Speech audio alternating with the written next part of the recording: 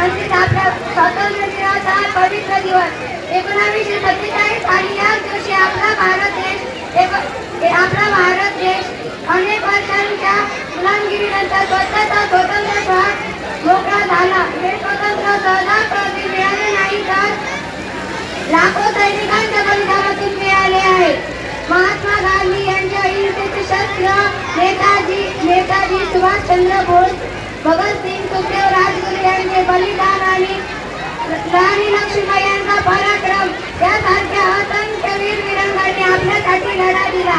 रक्त सांडून ज्यांनी दिला देशाला मान, त्यांच्या त्यागाने झाला भारत महान, आज केवळ झेंडा फडकायचा नव्हे तर त्यांच्या स्मृतीला अभिवादन करण्याचा आहे. आपण सर्वांनी नक्कीच काहीतरी त्यांच्या स्वप्न साकार करण्यासाठी आपण नक्कीच काहीतरी प्रयत्न करू. जास्त एवढेच बोलेल की उत्सव दिन रंगाचा आभाळी सजला नतमस्तक त्या सर्वांना ज्यांनी भारत देश